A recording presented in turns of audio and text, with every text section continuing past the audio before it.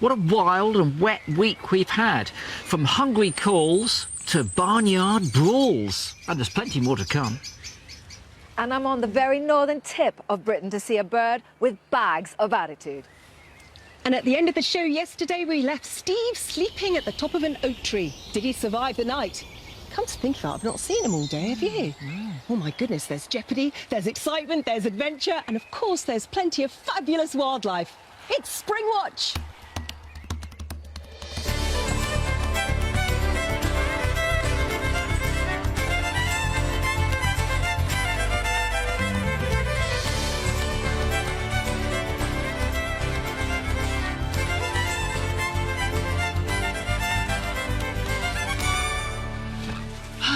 Don't want to be out good, there. is it? It's absolutely pouring down. Absolutely pouring down. Oh, hello, and welcome to Springwatch. It's the last of our programmes this week, coming to you live from the Sherborne Park estate in Gloucestershire, run by the National Trust, 4,000 acres of mixed farmland, and providing us with loads and loads of wildlife and loads of rain. It's been pouring down over the last hour and a half here. Absolutely pouring We've had thunder, we've had lightning, it was sunny earlier on, it's been a very confusing day. It obviously makes us very wet, but what does it do for our birds? Well, let's have a look at a couple of the nests live, in particular the ones that are a little bit more vulnerable maybe. Let's first of all have a look at the wren's nest. Obviously that's outside, you might think that it's going to get very wet, but that is a wonderful dome shape and it's very thick and cosy in there, and those little chicks look perfectly fine to me, so they should be all right, shouldn't they? Sheltered by the ivy, domed nest, like you say, pretty good. What about the goldcrest, though? This tiny, fragile little nest hung there in the spruce, dangling by some spiders' webs, is completely open. 8 young, we think there are in there, 8 of them. They're still moving, but they must have got a drenching. In fact, they do look a little bit wet, don't they? Yeah. So we're certainly going to have to keep our eyes on that over the weekend. Well, it's lovely weather for ducks. Let's have a look at our mandarin duck. And it's not there. And when we went to this camera live yesterday... Every time you say, let's look at the mandarin duck, it's not there. It wasn't there. Mandy the mandarin has gone. But let me tell you, it did come back last night. Look, just to prove that it did. There she is. She's in that nest with those 15 eggs. And this seems quite typical behaviour. About this time of night, she goes off for about an hour to an hour and a half. So that's perfectly normal. And as I say, perfect weather for ducks. She's probably thoroughly enjoying the rain. Nice dry nest as well. And we do have a guarantee of another nice dry nest because it's in one of our boxes that we put up for the birds especially. It's our blue tip. Let's take a look inside there. Well, there's a bit of rain on the lens, but nothing inside there. A bit of a damp adult there, but look, the young are all doing very well inside. There's no less than 11 of them there, 11 of these birds, and the adults have been extremely busy, in and out all of the time. Let's take a look, because we can actually tell the difference between the two adults. Now look at this bird, very bright blue on the wings and bold blue on the cap with white cheeks. We think that that's the male, and he's at least a couple of years old. This bird, when it comes in, look, it's much greyer on those secondary coverts, much dirtier looking birds. So the one on the left we think's the male, and if you look at its secondary coverts, they're very bright blue. The females are dusky grey.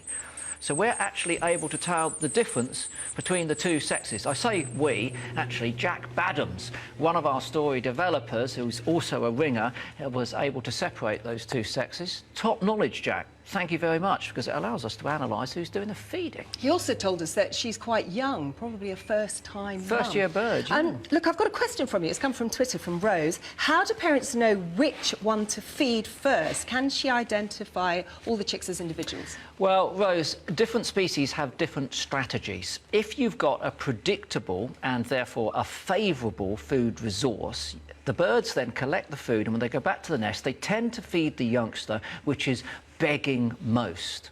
But if the resource is unpredictable and therefore sometimes unfavourable, when they go back to the nest, they tend to feed the fittest bird, the one that's in best condition, perhaps the biggest one.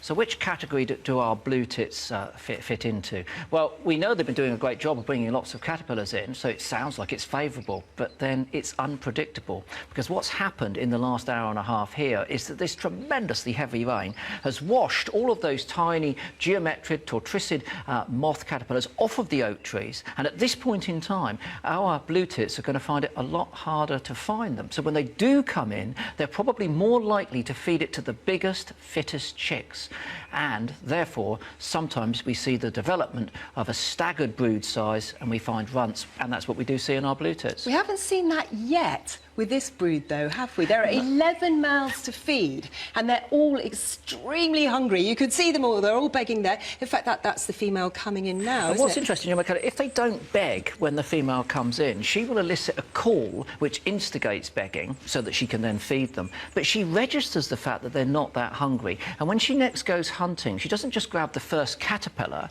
She actually spends the time looking for better quality food, which in the case of blue tits is spiders. And we know that broods of blue tits, which are fed on more spiders, have a better body condition before they fledge the nest. Isn't that interesting? Yeah. Absolutely fascinating. But as I say, there are 11 healthy chicks in there at the moment, and the parents have been doing really well. But there is something that our nest watchers have noticed. And remember, they're watching these nests 20 hours a day, which, by the way, you can as well, online and on the red button.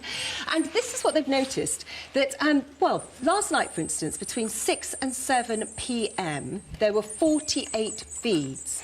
Now, the male did 15 of them, and the female did 33 of them. And as they've been watching every day, that seems quite consistent, that the female, she's almost like a super mum. She's doing a lot more of the feeding than the male. She's doing a fantastic job, especially if she is a first-time bird. And in fact, we've got our first bar chart of the series, and I'm holding it. Look at that. There we go. So this is what they've noticed, that's the male in the morning, and that's the male in the evening, the amount of feeds. This is the female. I mean, look at that. That's a whopping amount of feeds. Goes down a bit in the evening, but as I say, consistently she does the bigger share of the feed. So I think she's a real little super mum, this one. No. What do you mean, no? I mean, no. Why? I mean, those observations are based on what we see inside the nest box, but what's happening outside the nest box? You see, what's interesting with blue tits is that during the winter time, the males are dominant, but as soon as they start nesting, the females become dominant and the males start courtship feeding. And interestingly, when they get towards the end of the brooding period, the male starts courtship feeding the female again. So my supposition is that outside of the nest box, he's handing her the food, so it just looks like she's providing more of it. Well, you could be right, but you are speculating, so you could also I'm not be speculating. wrong. I read it in Birds of the Western Pale Arctic this afternoon. Must be right, then. It must be right. What about our marsh tits? Let's strike a contrast between these two species. Let's go live to our marsh tits nest now.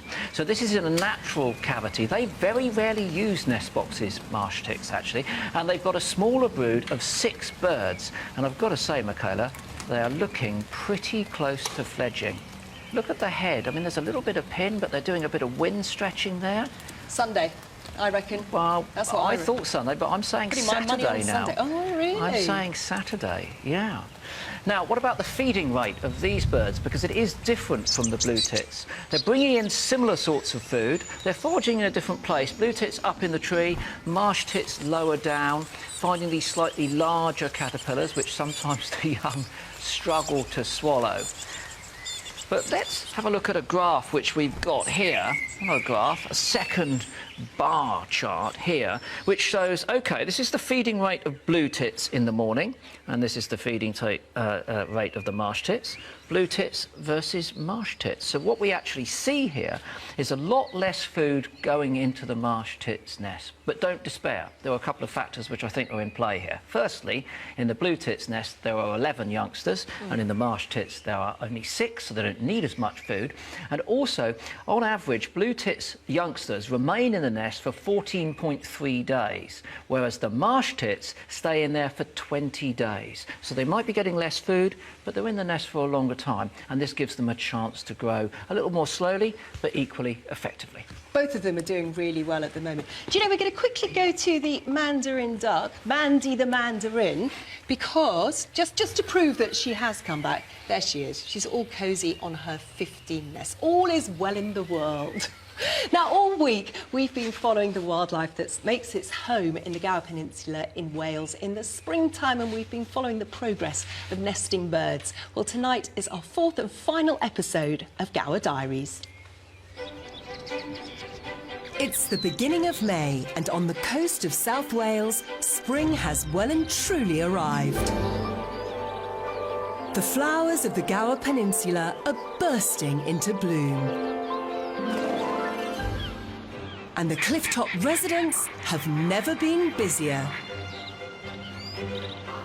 But whilst many birds are just starting to breed, one nest is already empty. This untidy pile of sticks was home to 4 raven chicks who hatched back in March. 4 became 3 as competition for food became too much. And finally, 6 weeks after hatching, they've taken to the air. But for a raven, the road to independence is a long one, and they still rely on their parents for food, sticking closely to their natal gully. It's a space to explore and check out new objects, early explorations that will help to hone the skills they need to survive. Their aerial aptitude in particular is a work in progress, especially the landing. Gorse is not the best place to set down for a raven. But with no lasting damage done, it's a lesson learned for this youngster. Meanwhile, a gorse specialist is much more at home. The male Dartford warbler survived the Gower's cold winter, and now with a growing family of 4, he's got no time to lose. This nest is especially precious this year. It's the only one in this valley, where normally 3 or 4 pairs nest. So far, things are looking good, and the attentive female still broods from time to time. And if all goes well, they'll have another 1 or 2 broods this year, helping the Gower population to recover from the punishing late winter freeze.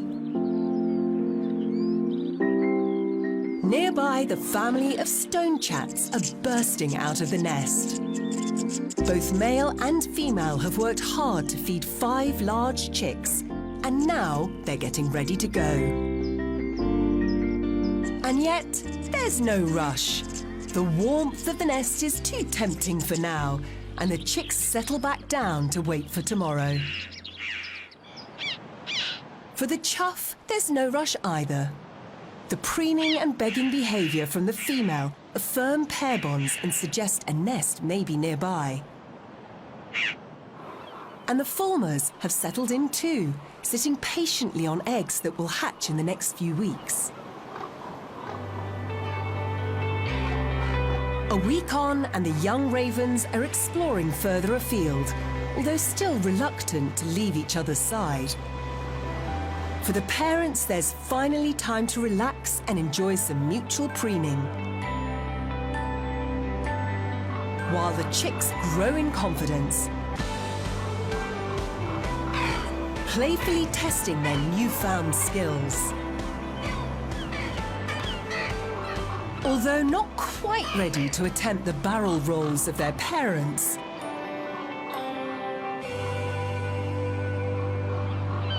this family of 5 will stay together over the summer, but in autumn, the young must leave their parents' territory to join groups of adolescent non-breeding ravens. It's been a topsy-turvy season, but the sheltered ledges and crevices of the Gower's towering cliffs have offered protection from the storms for a host of wildlife. From stoic residents to visiting summer migrants, a huge variety of species raise their young here year on year. And now the warmer weather is settling in. Life along the craggy coastline is picking up pace. For these high-rise residents, the summer holidays are about to begin.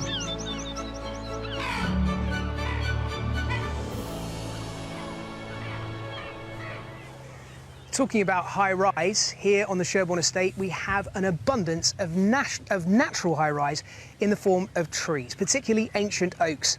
I have it on good authority that there are more ancient oaks in this one park than the entire nation of Switzerland. Some of those are up to 1,000 years old and can be 40 metres high. And last night it was my great pleasure to spend an evening in the penthouse suite right at the top of one of those trees. What an amazing night. It looks like an almost full moon over there.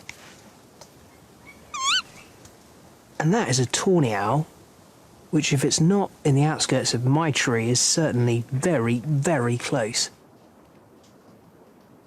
The classic call of the tawny, kiwi, woohoo, is actually two birds contacting each other. That kiwi, kiwi, kiwi, kiwi, kiwi is from one bird. Ideally we'd hear now, woo. I would do it myself, but I'm not very good at it. I'm really very glad that that was last night when it was warm and cool and dry, warm and cool, just warm and dry, rather than tonight where it's thunder and lightning. I mean, really the last place in the world you want to be when it's lightning is at the top of the tree covered in metal carabiners. I didn't though just want to be, crashed out in the treetop enjoying myself. I did want to find out a little bit about what was living in and around that tree. So I had one of these with me, a bat detector, and I used it, and this is what happened. So what this bat detector's doing is listening out for the frequency made by the echolocating clicks of bats. They're different depending on the species. And that's already my first one. Common pipistrelle. Superb. Very, very small and, as the name suggests, common. They've been broken into several different species now. The soprano pipistrelle is one that has a higher voice than the common pipistrelle, and we found that out through using devices like this.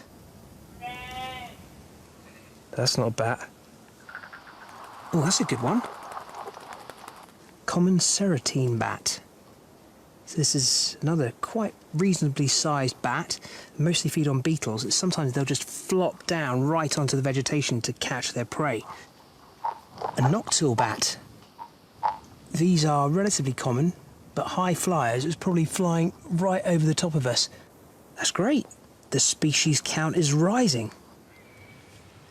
So we carried on detecting till just after midnight, until my buttocks went completely numb from sitting on that branch, and managed to tally 6 different species of bats, which is not bad. That's 30% of all of the bats believed to breed in the UK in terms of species. There's some really interesting ones as well. So we had fleeting Dorbenton's bats, which were probably heading down to Sherborne Brook to feed over the surface of the brook on insects, even to snatch insects from the water itself. But the one that got me really excited was the lesser horseshoe bat.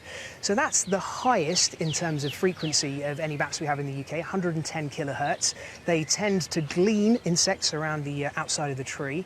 And we have some roosting in an old kennels in Sherborne, just down the road from here. And we have a camera inside that roost, which I can throw to now live. So you can see these bats. Actually, that's really interesting. These bats were much more spread out earlier in the afternoon when it was hot and humid inside there. Now they're hanging all together, and that's probably because the temperatures come down. They're radiating heat between them. You can see those big old ears and the nose leaf at the front of the head. Both of those are used, well, the nose leaf for echolocation. The ears can be used purely for hearing the fluttering of the wings of moths as they fly by.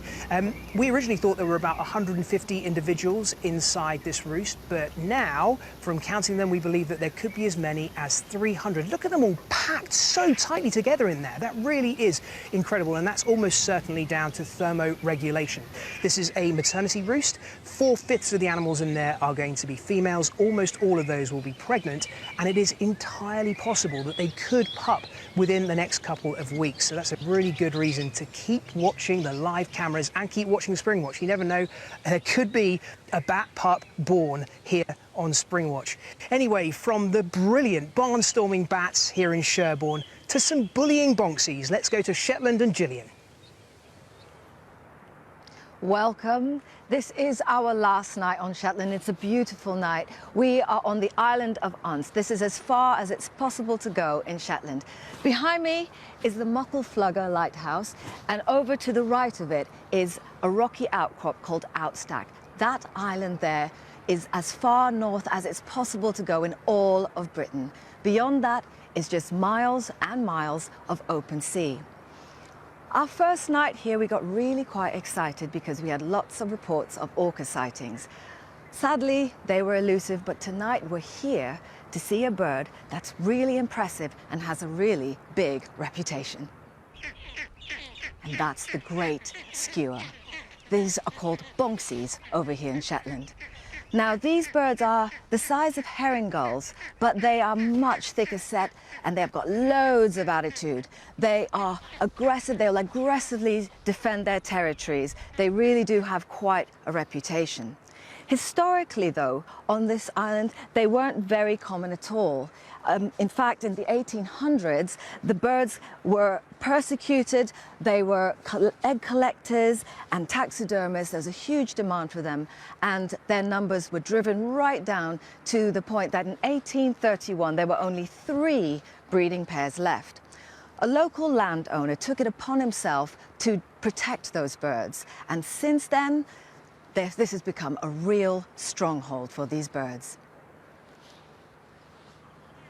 There are 600 breeding pairs in this area, and this is one of them. This is a female. She's sitting on eggs at the moment, and there are many, many more of these. These birds are really famous at this time of year for mobbing anyone that goes anywhere near them. They will dive bomb and swoop and sometimes even draw blood. But this time of year is also about mating, and there's an altogether gentler side of these birds. Now here we see a male. He's in the foreground, and he's very submissive, and he's approaching the female. She's not looking so sure and flies off, but he's persistent. And later on, this is what happened. Now, it's possible he's not the most experienced male because you can see he really struggles to get a foothold there. And the female looks like she's really trying to help him out there. But eventually, with some persistence, success.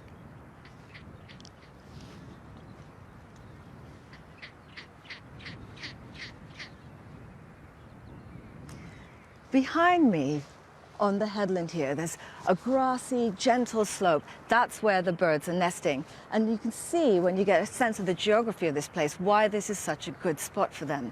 Because across the water over there is Shetland's biggest gannet colony. There are over 12,000 breeding pairs. That's called hermanests, and that's what the birds are after. The bonksies will cross this water and try and intercept gannets as they come back from foraging trips, and what they're doing is trying to steal their meals from them. This is what it looks like.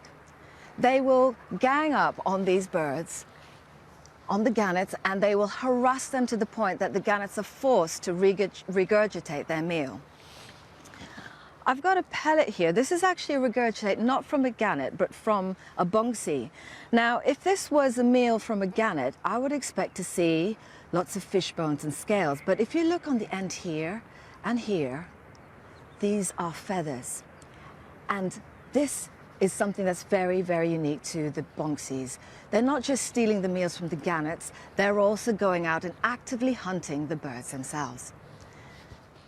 Now, around here, There's not just gannets, but also thousands of breeding pairs of puffins. These are much smaller birds, and the Bonxies will cruise along the coastline looking for the birds. And this one has got a puffin here, and it's drowning it in the water before making a meal of it. Now, it looks brutal, but this is the secret to their success. And of course, these birds later on in the spring, their chicks will be hatching, and these are the meals they'll be able to return for their chicks. So this is a very successful strategy, and it's why these birds are doing so well here.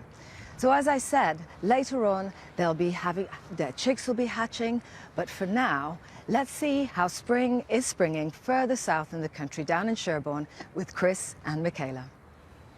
Fabulous Bonxies. But I'll tell you something, Gillian, I'll tell you how spring is springing, because I've noticed that all week you're right up north, exposed. You've had way better weather than we've had down here in Gloucestershire. Sunny there today, pouring down here. It doesn't matter where you are in the UK, you've all noticed that spring has been late. And a couple of days ago, we asked you to let us know when you noticed 3 particular migratory birds arriving in your area. And they were these 3 birds.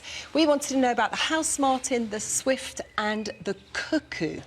And, you know, over 1,000 of you let us know when you'd noticed those 3 birds. Yeah, and I've got yet another bar chart here, bar chart 3 for the evening. Pretty good show, pretty good show. We summed all of the reports together and just summarised it this way. So look, 25% of the reports that you sent in said that you thought that your birds had arrived early. 20% thought that they were about the normal time, but 55% said that you thought that your birds, those house martins, swifts and cuckoos, were late. Interestingly, Michaela, amongst those that were early, significant numbers of cuckoo. So people thinking cuckoos did turn up early this year. I just want to read you a quick house martin tweet, though, that came from Rachel Alcroft. She's in North Yorkshire. House martins nesting in every house on the street by now. Last year, this year, there are none. And most of the swift ones said that they were a week late. That seemed to be quite a consistent theme. And in fact, we can verify that by Bristol Swifts that run a website for Swift enthusiasts. They said the same. And if you remember, in 2015, we had cameras on one of their nest boxes in Bristol on swifts. And if we look at the screen here, this is what we noticed.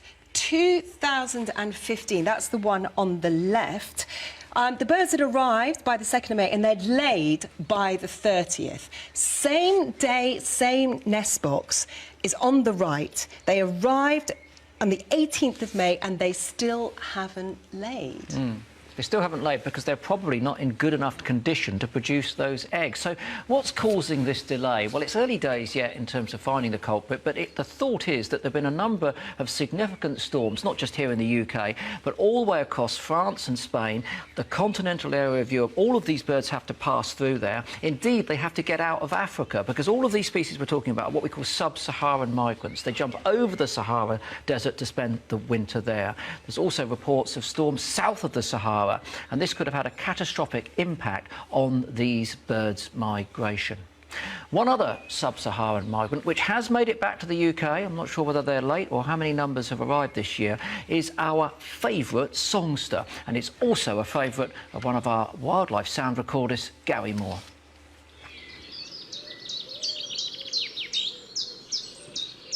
Sound is so often overlooked, but it's definitely important.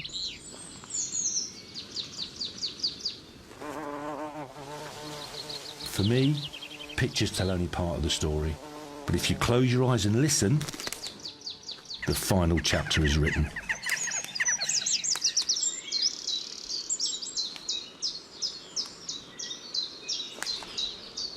And a whole new natural world assaults the senses.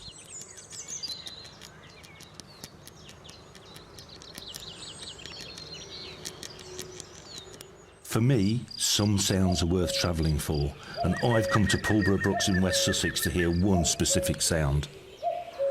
The bird that we're here to attempt to record tonight is definitely my favourite bird, without a shadow of a doubt. Lots of reasons why I like this bird. It's a bird that I've really got to know quite well over the last 8 years. Massively in decline. Probably only sings for between 4 and 6 weeks a year.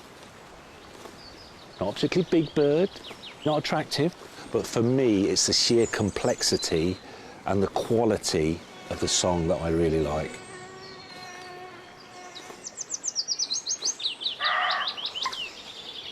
Most people's year is marked by birthdays, anniversaries, Christmas, special events. But for me, a real mark in the calendar is April, when the nightingales return.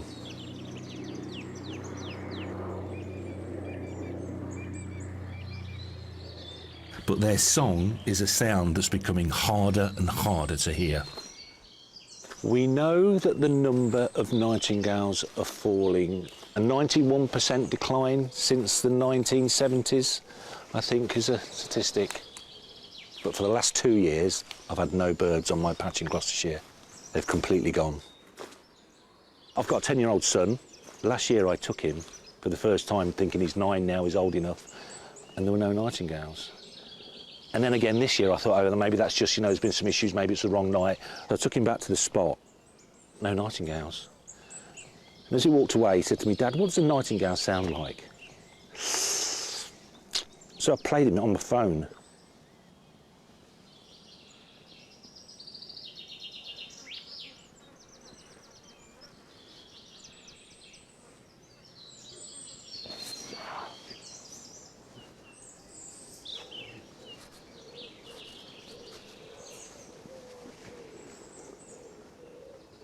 Where'd that come from? That's really weird, I didn't expect that. Yeah, so I played a bit from the phone. It was like, you know, there's me, professional sound recordist, and I'm having to play my son, a nightingale, recording from my bloody phone. So, yeah. So I guess I'm just scared that other kids will never know, you know.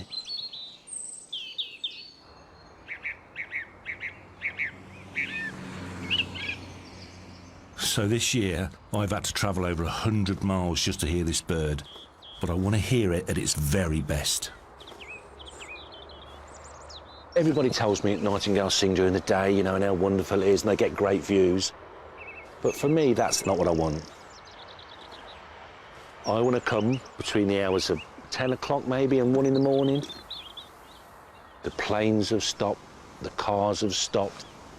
No extraneous noises apart from the bird that I want, the nightingale.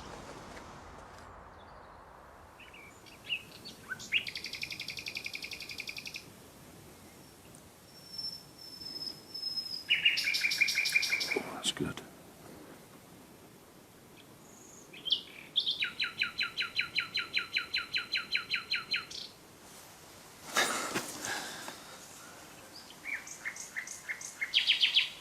Why more people don't do this, I've got no idea. I mean, look, here we are on a nature reserve and we're the only ones here.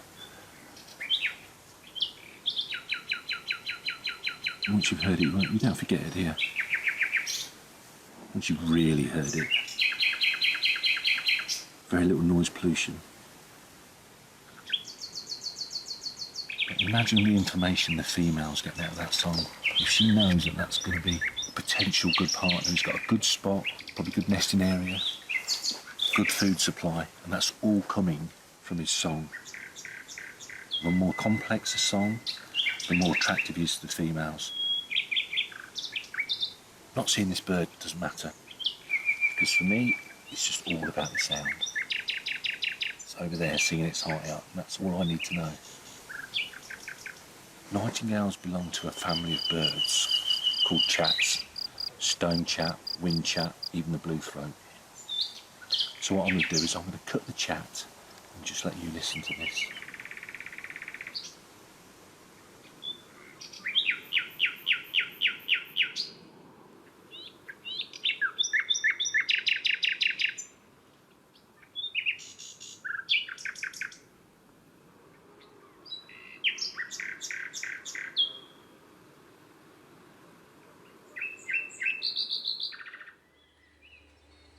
It's an absolutely beautiful sound, but 91% decline since the 1970s. I mean, there's no doubt about it, that is a shocking figure.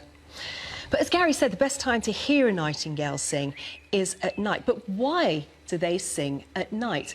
Well, there's two possible reasons. The first is that sound waves travel further in cooler air, so it gives them a larger audience. Their voice can be heard much further away to attract a potential mate. And the other thing is very few birds sing at night, so it means they've got that stage all to themselves. But here's the remarkable thing. In a study, they found out that one male had 600 different sounds and 250 different phrases. But here's the even more remarkable thing, is each time they perform, it's unique and they never repeat that performance. It's absolutely amazing. And it's so loud. It's 95 decibels, which is about as loud as a motorbike 25 feet away. And that's this tiny little bird. So they want it to be loud, they want it to be complex. And the more complex, the harder it is to sing, which means they're fitter and stronger. And that's exactly what the females are looking for. It's like the Clash in a bush. That's how loud it is. It's nothing like the Clash. It's like the Clash in a bush. They're so loud. It's like Guns N' Roses. They really, really pump it out. I found this book earlier today in my collection. This is British Birds in Their Haunts by the Reverend C.A. John. It was published in 1885. Bit of controversy from the Rev. He says, it's a disputed point whether the Nightingale's song should be considered joyous or melancholy. This must always remain a question of taste. My own opinion is that the piteous wailing note, which is its most characteristic nature, casts a shade of sadness, as it were, over the whole song, even those portions which gush with the most exuberant gladness. I know what he means. It's sort of a minor key. It does have a slight melancholy feel. Well, to you it. say that, but the female nightingales love those melancholy whistles. In fact, it's the constancy, the acoustic constancy of those whistles which most excite the female nightingales. And when they find a male that produces that acoustic constancy, they get increasingly fidgety and frisky. So they like it. Question though, how do birds sing? Well, we're going to demonstrate it with some extraordinary models. The first of which is here. Now, the two red balls represent the lungs. These are the bronchial tubes that lead to them, and this is the trachea. And this is a facsimile of human anatomy. And, Michaela, I'm going to give you that one. There we are. So, look, squeeze the lungs. Yep, and it produces sound because in our human trachea here, we have an organ called the larynx, and inside that we have vocal cords, and it's that which allows us to produce sounds, but only when we expel air. And I can prove this. Michaela, give us a little bit of a song, you know. La la la la la la la la la. Okay, now try and do it breathing in. La la la. You can't. So this means that when it comes to speed of song, we can only do it whilst we're breathing out, and we only have one opportunity because we've got the one larynx with the one set of vocal cords. Birds, on the other hand, are very different. These are the bird's lungs here, and again the trachea and the bronchial tubes, but note there's no larynx here, no vocal cords. Instead, what the birds have are these organs here called syrinx, and they have one, at least one, in each of the bronchial tubes. Now, on the side of that bronchial tube, there's a tympanum, same as the eardrum. It vibrates under the control of muscles, and birds can choose to vibrate that, and it's this which produces the sound. But what's interesting is that they can produce sound whilst they're breathing out as well as breathing in. So they can produce twice as much sound twice as quickly. But what's more, because they've got another one on this side, they can virtually duet with themselves by producing these notes at the same time. And some species of birds, in fact, have two syrinx on each of the bronchial tubes, and one in the middle. They can produce 5 different sets of notes at the same time. And this allows them an extraordinary voice. But of course, it's not just about the anatomy of their trachea and the bronchial tubes, it's also to do with the brain. And we see that birds with a larger, higher brain area can produce more complex songs. Birds like this canary. Let's listen to the song of the canary.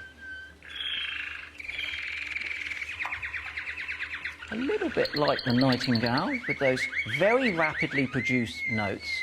But what's interesting for the female canary are what we call sexy syllables. And this is where the male canary is producing a note with this side of its body and this at the same time. So this little canary is in fact duetting with itself, producing sexy syllables that's really exciting the female. I've got to say that that is not a sexy noise, but that is an amazing explanation, and it never ceases to amaze me. Tiny little birds make all that sound by using what Chris has explained. And we have to Brilliant. say hats off to our researchers and runners who spent a lot of time making these excellent props today. And of course they are available on certain websites. Oh, go on, keep going, because I feel some songs coming on. I think maybe we should do the Springwatch musical. You and I could do the orchestra, Gillian could be the soprano, and Steve could be the bass. Oops.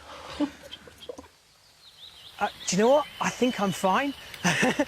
A woodland like this, a British woodland, is an environment that the rain just can't spoil. In fact, if anything, when it's wet, I think it has more atmosphere. It feels more alive. And it is an incredibly verdant habitat. There's so much going on here, and particularly in terms of invertebrates, the little things that rule the world. So they're absolutely everywhere, and one way that you can gain their attention and get them to come to you is by using one of these. This is a moth trap.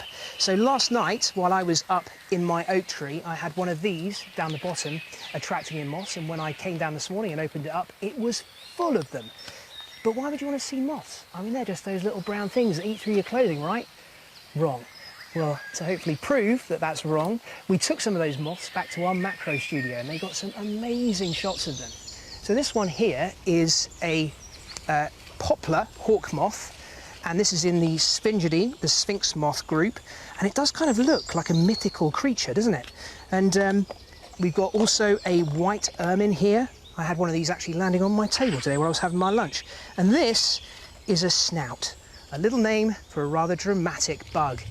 And that, in my hand, is that poplar hawk moth. Right there, look, it hasn't gone away yet, although it is vibrating its wings and could well be about to fly.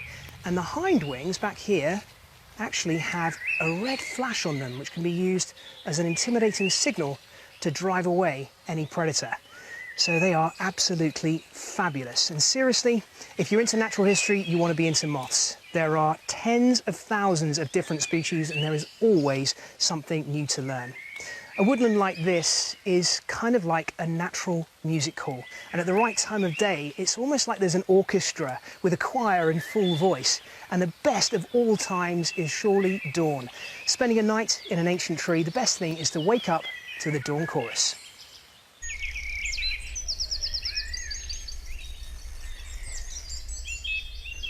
It's 4:30 in the morning. It's proper misty out there, but I'm guessing that will burn off when the sun comes up, and I'm enjoying a perfect dawn chorus. I think that there is nowhere in the world that does the dawn chorus like here in Britain. It's one of the things we are better at than anywhere else in the world, like queuing, losing at football. It's been a really rather wonderful night in my nest up here in the treetops. And I don't want to go down really, but I can practically smell the fresh coffee.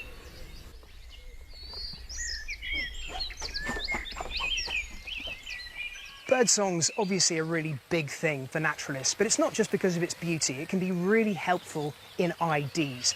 So for example, you took two birds, a willow warbler and a chiffchaff, and you put them next to each other. They're quite superficially similar, right up until the second that they open their beaks. The chiffchaff has a song that couldn't be more simple. It says its own name, chiffchaff, chiffchaff, chiffchaff, whereas the willow warbler sounds like this.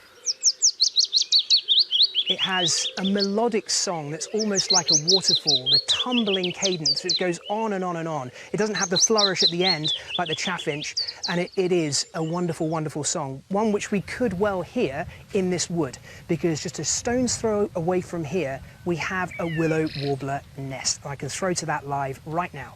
So it's going to be really sodden because it's at the base of an oak tree. It's in amongst a whole bunch of brambles, and you can see it's pretty wet and miserable in there. In fact, the chicks themselves look pretty waterlogged.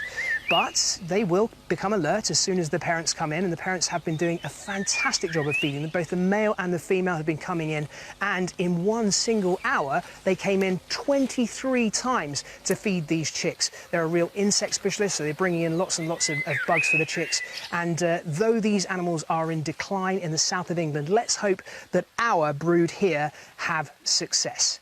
Anyway, from our magical woodland to another piece of forest up in Shetland, and Gillian. My name is Bryden Thomason. I grew up on the island of Fetler in Shetland.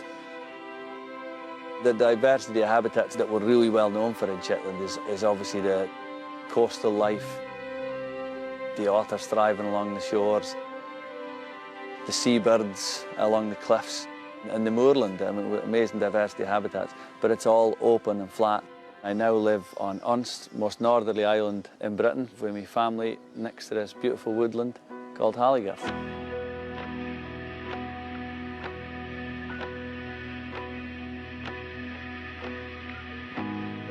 The house of Halligarth here next door was built in the 1830s by the Edmondson family, and the woodland was established about a decade later, about the 1840s. The woodland was planted because there was no other woodlands. These were people who could really see the potential here. And here we are a couple of hundred years later, and it is actually a woodland in Shetland. You're talking about maybe 50 square metres or more of sycamore stand, and outside it doesn't look like that much, but when you're inside here in Shetland, it just feels like another world.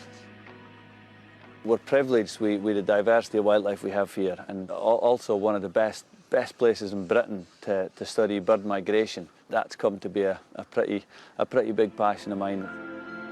We're so far away from mainland Britain and mainland Europe, Norway to the east, that birds are blown off course, travelling hours, days even, to get anywhere, and then they see Shetland just right out there. You can imagine that they're probably pretty pleased to find Halligarth in such an open expanse. So for me, I mean, if coming into the woodland here, I mean, it's something I just feel like I just have to do every morning, because I just love to get in here. Even if you know there was nothing yesterday, there's always that chance that you might find something that could have come in overnight. You've got to be optimistic and enthusiastic, just because you never know what might have turned up.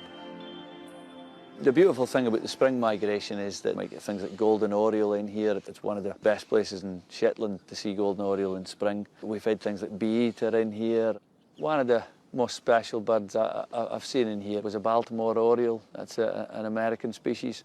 That was a really special bird, that one. One of my favourite autumn migrants is the yellow-browed warbler. They arrive here all the way from Asia, year after year. Halligarth is a particularly good site for them, because these are leaf warblers, so sycamores are one of their favourite habitats on migration especially. I enjoy to try and capture. It might be taking photos or just being in here through the seasons. We're blessed sometimes in winter, for example, we northern lights, the merry dancers as we carry them in Shetland. I'm sure most Shetlanders would say the same. I couldn't imagine myself, I wouldn't ever want to imagine myself living anywhere else. And it's a really lovely thing for me and my wife Ella to bring up our bairns in their family home next to the woodland that she grew up playing in, and that's a really special thing. What a magical film on a magical evening. That woodland, Halligarth, is just a few miles down the road from where we are, but could this be more different, this wide open space on the very north of the island of Unst? Earlier, we featured the great skuas, the bonxies as they're called here, and we saw the mating and the breeding and hunting. Behind me is something quite different. There's a group of birds back there, and this is called a club. Think of it as a youth club. These are sub-adults, they're immatures. They take about 3 or 4 years to reach maturity. And these birds, while they're doing that, are in this holding area. And this is where they learn to be bonxies. Now, this was filmed on a misty morning, and you can see that they come in and there's lots of posturing, lots of aggressive behavior. This is establishing a hierarchy. They hold their wings up, that's quite a dominant posture, and it helps to build their confidence. They're not actually defending any territories here, they're just practicing the behavior they'll need as adults in order to do so. Now, the males will fight, they'll get into scraps, and obviously the hope is that there may be females watching, because this is also the time that they pair bond. So this is such a successful place for Bonxies. There are over 6,000 breeding pairs in Shetland. That's 40% of the world population. They have a bad reputation, but they're amazing birds, and I have huge amounts of respect for them. And it's really great to see them doing well here. And not just them, but all the other wildlife we've seen here this week. For now, it's back to Sherborne, to Chris and Michaela. Thank you very much, Gillian. I have to say I'm rather envious of her week up there on Shetland. Some fantastic animals and also some brilliant messages. All that stuff about plastics, of course, which we must take to heart. And the call out for us to take part in the Seabird Survey. Details on our website. Don't forget about that. Now it's started to rain again. We've come out, but let's be honest, most people head for cover when it starts to pour. Very few people really embrace it. However, one such person, Melissa Harrison, who's an author, not only embraces it, but she's been so inspired by walking in the rain, she's written a book about it.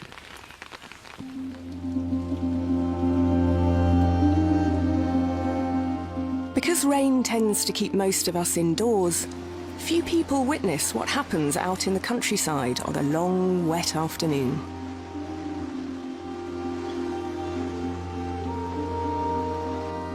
But every day, as natural and as inevitable as breathing, weather fronts form, clouds gather, and rain falls.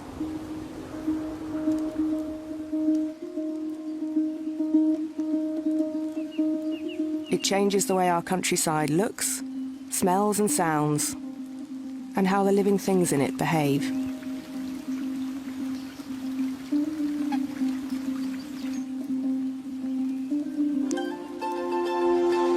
To write a book about rain, I spent a year storm chasing, going out in all sorts of wet weather and in different types of landscape. Most of the time, I had the countryside entirely to myself. I found that to experience the natural world on fair days and never foul is to hear only half its story. To me, it's like only listening to music in a major key. An occasional pleasure of a shower in spring or summer is petrichor, the rich green smell produced when precipitation hits warm, dry earth. It's a mixture of plant oils and chemicals from soil bacteria. And so captivating is it to humans, given its ancient associations with growth and plenty, that it's even been bottled as a fragrance.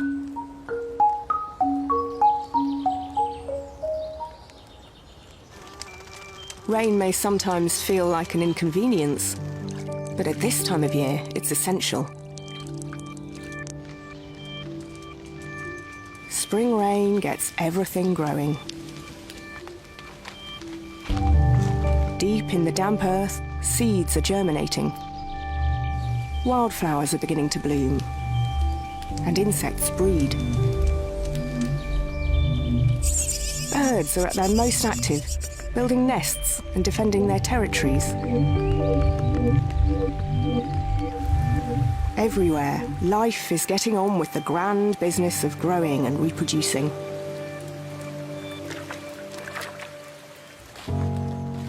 I've learned to look out for the plants that warn of a coming cloudburst. Damp air can subtly change the texture of a field.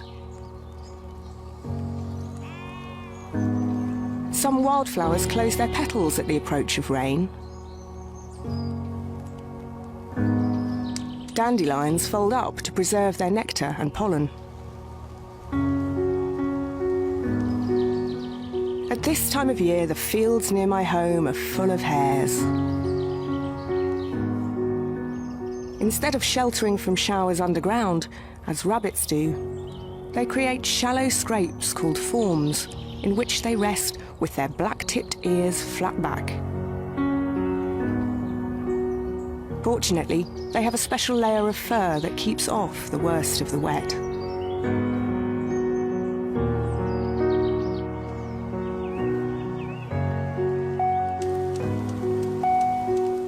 Really heavy precipitation can knock butterflies from the air, damaging their wings or leaving them at risk from opportunistic predators. So at the first sign of rain, they tuck themselves away, clinging to the undersides of leaves or creeping into tall grass.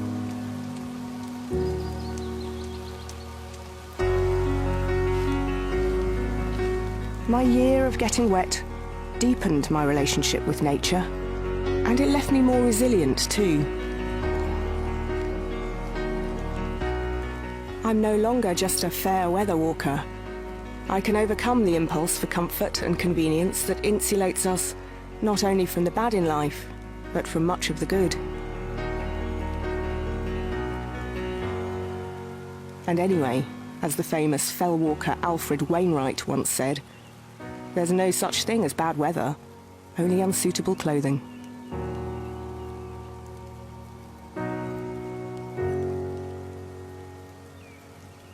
Wise words. No such thing as bad weather, it's just bad clothing. Now we're going to go to our goldcrest nest because we are a bit concerned about this goldcrest nest because it is very exposed. It's very dark in there, so we've had to go to infrared camera. They look all right though, don't they? I think they do look all right. After that drenching, I'm very surprised, but I'm very pleased too. But what we have noticed is we've only seen one adult at a time on that nest, but that's actually not surprising because goldcrests are serial nesters. And so that's the first nest, and this is how it works. Both the male and female will mate that nest. The female will brood those chicks, and then the male will go and make a new nest, a second nest.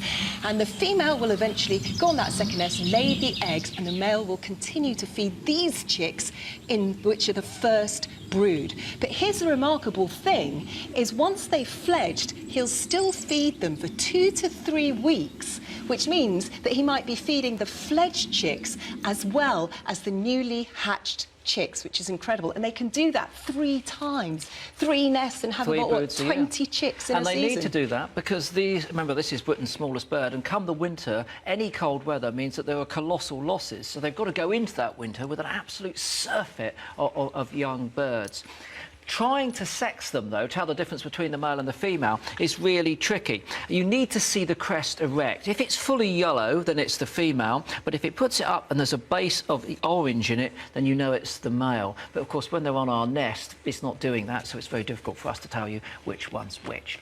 We're very excited here, because next week we've got something that we've wanted for a long time, a programme which is tailored especially for young people. So between 1:30 and 2 o'clock next week on the red button and our internet site, we're going to have Wild Academy, especially for schools, and presented by Maddie Moat. And here she is telling us all about it.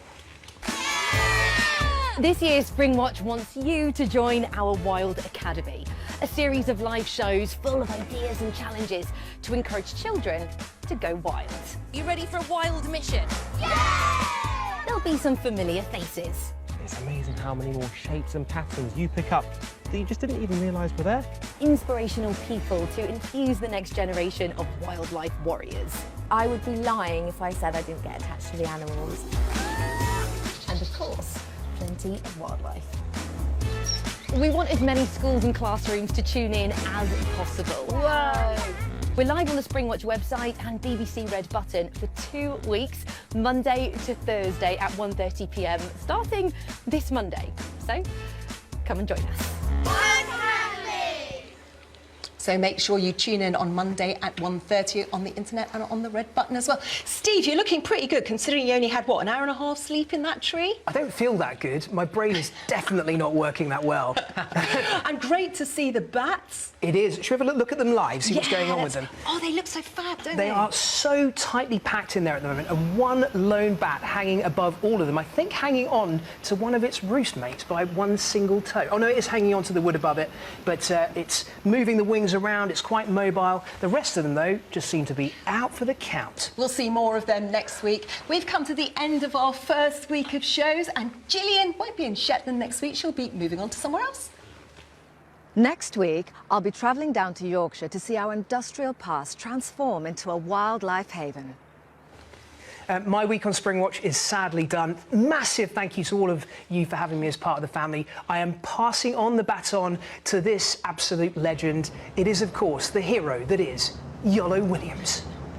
Steve, it's been great having you. Thank you so much for bringing all your passion, enthusiasm, and for getting cold and wet and keeping us in the studio.